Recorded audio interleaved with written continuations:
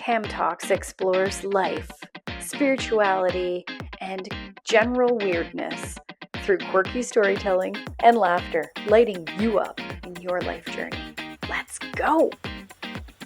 Welcome back to another episode of Tam Talks. I'm by the lake again. I just love it. It's beautiful. So anyways, I always want to share it. So if you're watching this, enjoy the view. Let me know if anything wild turns up in the background. And if you're listening, well, maybe you need to check it out on YouTube so you can watch it. So today's topic is about one of my favorite things on the planet, travel. And what angle of travel I want to talk about is how it is an education or a school of its own.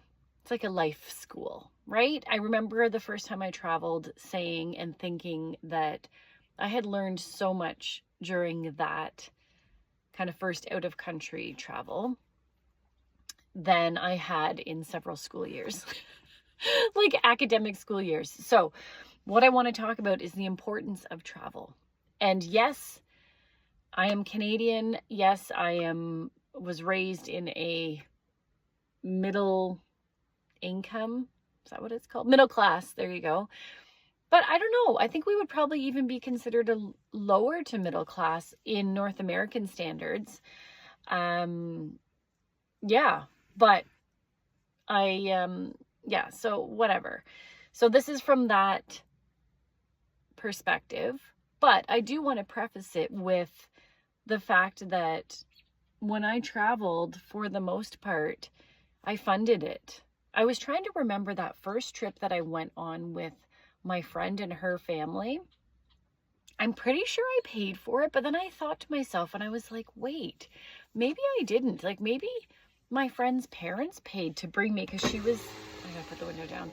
She was an only child, and I was like, there is a possibility that they paid, but I don't think so. I think I was 17, so I obviously was working. But anyways, I digress. You guys can hear the birds in the background too. Robins. So what I want to talk about with traveling and why it's so important so I'm going to weave in some of my stories, of course, because that's the whole thing. That's who I am. But I'm going to say the first trip out of North America was to the Dominican Republic. And I'm sure I have referenced this trip in other podcast episodes and definitely in my book. But I do want to talk about how meaningful that first trip and how grateful I am for it. And that's to my friend and her parents for bringing me, because I think the importance of exposure to other cultures, other countries, other economic structures, just different parts of the world is life-changing. And so I was, like I said, 17, and it was to like an all-inclusive resort with my friend and her parents. I had only ever been to Florida once or twice, I think, at that point, but humble trips to Florida, anyways. And that wasn't until I think I was 12, the first time I went with my dad. And then I went with my mom and our close family friends, I think the year before this, or that same year. So anyways, so we went to the Dominican Republic, Puerto Plata. I had no idea. I was like, I don't even know. It's in the Caribbean, whatever. So the first thing that struck me was when we got off the plane, it was like so hot. It was fantastic. Everybody was like smoking in the airport because it was open air. And I was like, what? People are smoking? And this was in the 90s. So in Canada, that's where you don't smoke indoors, like any of that anymore. That had been. So we go down there and people are like smoking. It's just different world. But the part that stood out is as we were on the shuttle from the airport to the resort, we're driving down the highway, never mind the wild drivers, and that if you've ever been to the Dominican or other parts of the Caribbean as well and all over the world. But I remember the one thing, the drivers were crazy.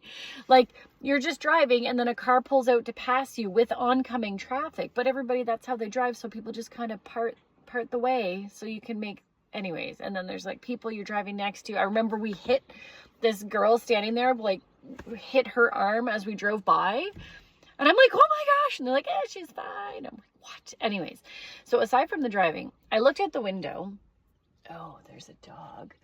And I look out the window and I see these little, all I can describe them as are, they look like cardboard boxes, but they were almost like a square hut. And when I looked at them, I was like, what are those? Like, I'm not sure what's at the side of the road. Like, and they were all side by side and I couldn't figure it out. And they were not, I'm trying to think of how, maybe 6 feet wide, like a 6-foot cube. No, maybe it was 8. Anyways, I remember looking and then I saw people inside one. And then I saw another one that had like a clothesline with clothing hung. And then there's another one and there were kids like playing in the front yard. I looked and I'm like, there's no door. There's a dirt floor. And it's like crazy hot. Anyway, so as I'm thinking about, I'm just observing as we're driving and I'm kind of putting all this together. And I'm like, oh, they live there. And this was my, naive 17-year-old mind. I had no clue. But the cool part was everybody was laughing and smiling and joyful and together. And I'm like, oh, okay. So I'm looking at this in full judgment thinking, how can you possibly be happy? And this is in my teen years where my goal in life was to live in a mansion and to be filthy rich, like just that perspective. And so I'm seeing that and I'm like, wait a minute, this is contradictory because I always thought wealth equaled happiness. And these people are impoverished and they look way happier than just even whatever middle class people. Anyway, so the whole week was life-changing and I would say pivotal for me in who I am as a person. We spent the week, well, of course we hung out, we got to know the whole activities crew because, we're in there doing all the things. And then we went out and went to the disco and went dancing off site. You look back and go, were you an idiot? But we went with the whole activities crew, like guys, girls, everyone. It was so much fun. And anyways, it was fabulous. But that whole time I thought, wow, these people are the happiest. And never mind the activities crew who we hung out with, they worked for, I feel like it was 14 hours at least a day, because the people who were there in the morning leading like pool aerobics and like all the activities were the ones dancing and performing in the show at night, and then starting off the disco after that, which would then end, and then they'd go out after, and then they'd come back and start again the next. And a lot of times the staff there, these people worked for like 7 days a week. Maybe they'd get a day off every month. Like, what? Anyways, but the moral of the story was the joy, the laughter, the love, the just pure bliss of life. So that was an amazing lesson. That was my first exposure. And that's what engaged my travel bug, because I thought, wow, like I just want to go and see as many places and learn about as many different cultures and witness just life in other places as possible. So as I think every year after that, for I don't even know how many years, 10 years at least. Sometimes I went multiple times per year. I saved up wherever I was like part-time working, because I was still in high school at that point, through college, even though I dropped out. But my working years after that, even when I was dating, I remember when I was engaged, I got married I actually got married in the Dominican. And so every single year I went to a different, well, I did go to the Dominican, I think four or five times, and then like Cuba. And anyway, so I've gone all over. I traveled, but some of the other meaningful trips, which I've talked about, Guatemala, I did a whole pod on that, but that was very eye-opening as well. Another cool one that I want to mention, and ones that I want to slide into, is when my ex-husband and I, when we had kids, that was something that was very important. I'm like, I want them to travel from a young age because I want them to be exposed to our planet, our earth, all these cultures. And so they went to Disney World a lot of times, which isn't exposing them to anything but indulgence and, yeah, luxury and craziness. But that was fun. But they went to, we took them to Cuba when they were, I don't even know if Lincoln was 2 or 2.5. Anyways, I think he was under 2. Maybe he was 18. Anyways. And then, so they would have been about 2 and 4. And we went to Cuba. And we got just like this last minute thing. It was like a 4-star all-inclusive. This was before I discovered that all-inclusives aren't for me. And anyways, but it was fun because it was very affordable. The boys were basically free because they were so young.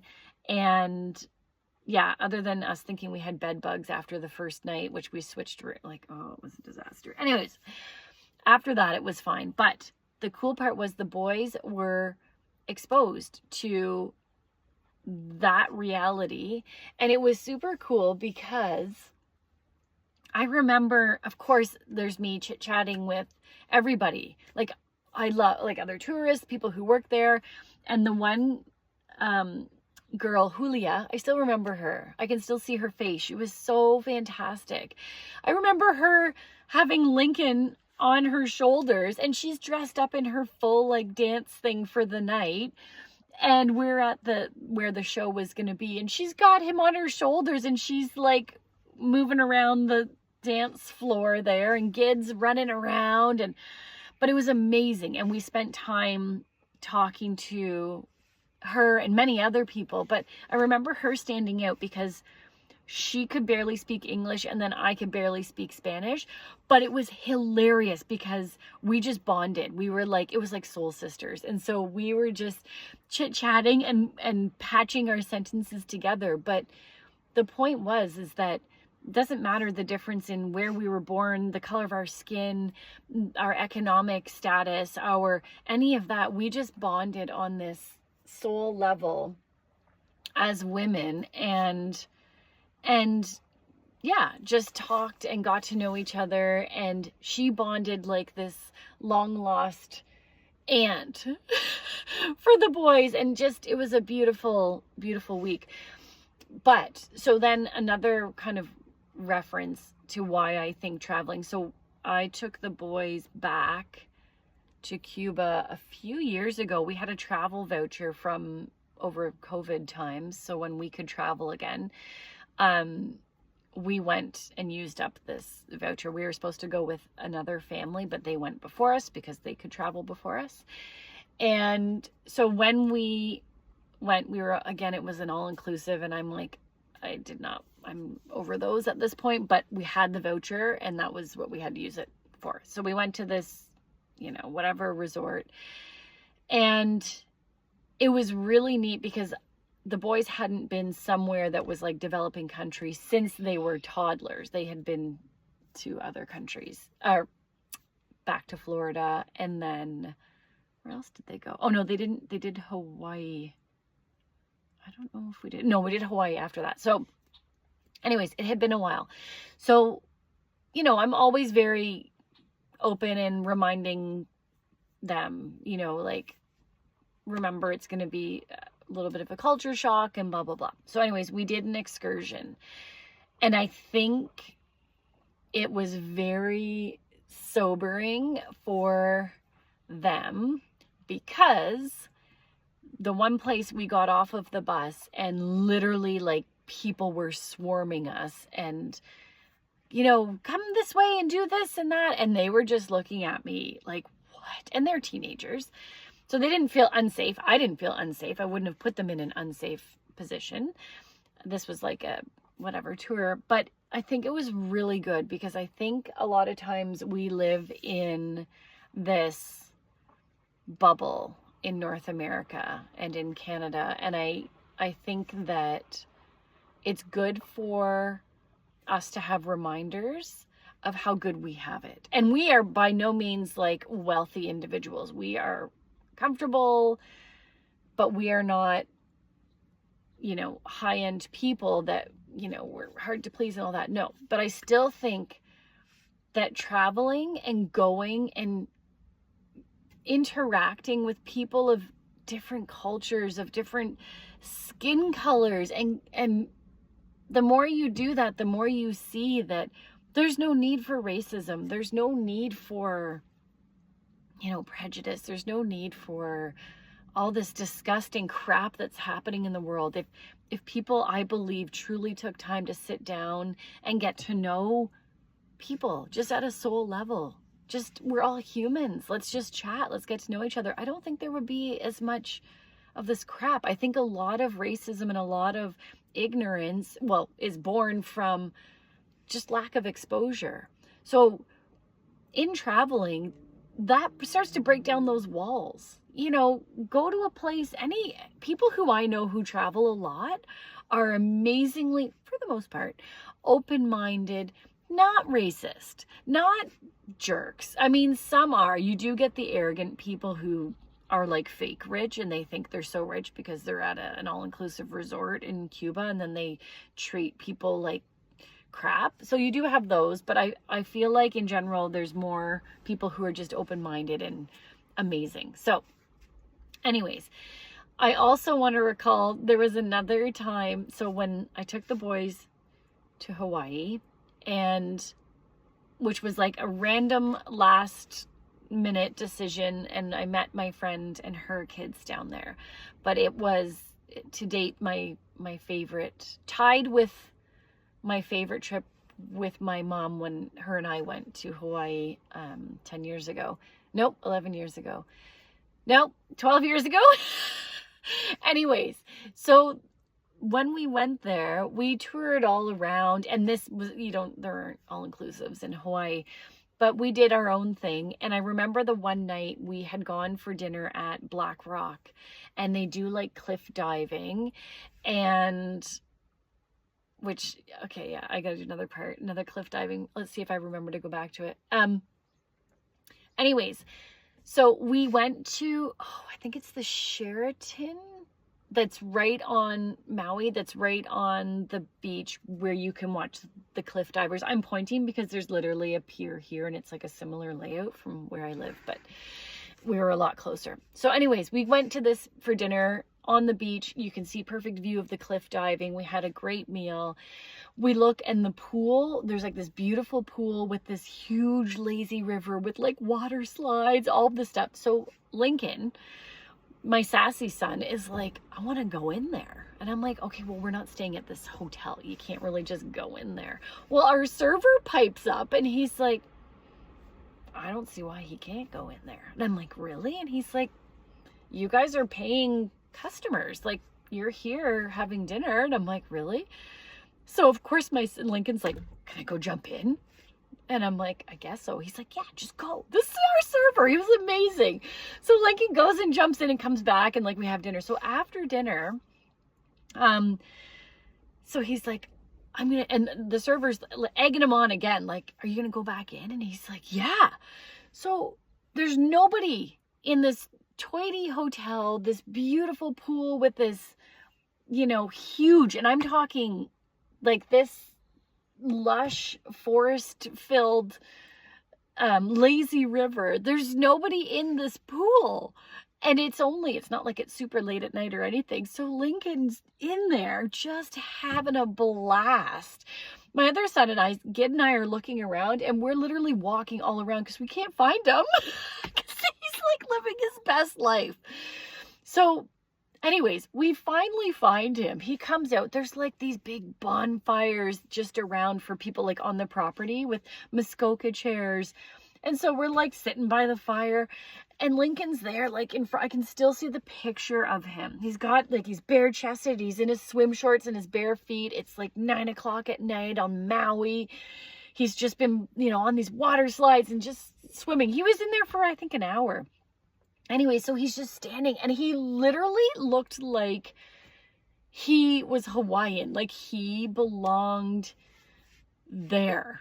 And it was so freaking cool to just watch and embrace the moment and not worry about, oh, we shouldn't be doing this, and oh, we shouldn't. No, like, we were given permission, and he did it. He went for it. And anyways, we had this wonderful, wonderful memory. That's one of my memories from that trip.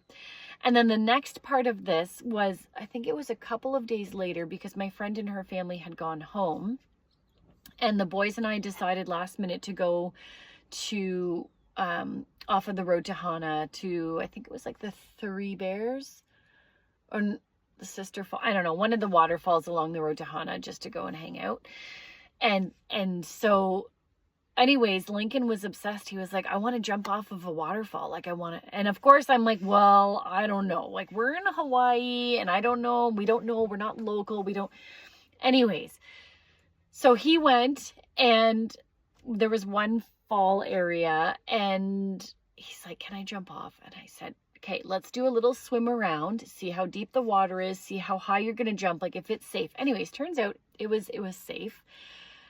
So there's my son jumping off, like living out one of his life dreams of jumping off a cliff into the waterfall. And then he encouraged my older son to do it. Next thing you know, there's a whole group of people who my son is teaching. Half of them think he's Hawaiian. They literally were asking. He came back after and he's like, everybody thought I was Hawaiian. I'm like, did you tell them you were Canadian? And he's like, yep. Like, that's amazing. So anyways, it was just amazing. These are the experiences that if we didn't travel, if we didn't take that trip, would we have done that? Would that opportunity have come up? I don't know. Maybe. There was another cool part of that trip. We took a day trip over to Lanai, another island, a tiny island, tiny. And I remember we were going for lunch, and there were a bunch of school kids who came out, just young boys. They were probably a few years younger than our kids. And these boys were so polite and friendly, just like whatever.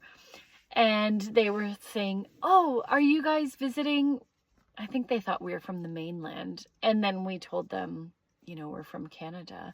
And they were like, oh, what? And we said, yeah, Calgary and then near Toronto. And they were blown away. They're like, that's the other side of the world. And they were freaking out.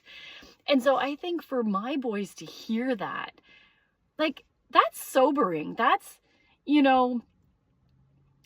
I think it teaches and shows these boys, how the advantage that we have just being North American, just being born with freaking white skin. Like, it's actually disgusting and it bugs me. But it's used in a way that, not used, it's lived in a way where when we travel, I don't know, like we see everybody, and I hope that this influence on my boys has done the same for them and has helped them to open up their minds, keep their minds open as they age. But anyways, this was such a long episode, but I friggin' love traveling, and I think there's so much to be learned, and that's just the tip of the iceberg. Those are a few of our experiences that I think were meaningful, and I think that we can all learn, right? Like, get out there and travel. Book yourself anywhere. Like, go to, I don't know, I don't want to say Alaska because it's cold, but anywhere. Go somewhere and learn. Go up to the Yukon. Go to Central America. Go down to South America. Go to Europe. Go chase your heritage. See where you're from, right? Anyways, All right, I'm going to wrap it up there, but I just love this topic, and feel free to share your topics, any lessons that you've learned through travel. And yeah, I'll catch you next time. Thanks for listening. Peace out. Thanks for hanging out and listening to my wild and wacky Tam Talks. Follow Tam Talks to be notified of new episodes. Peace out.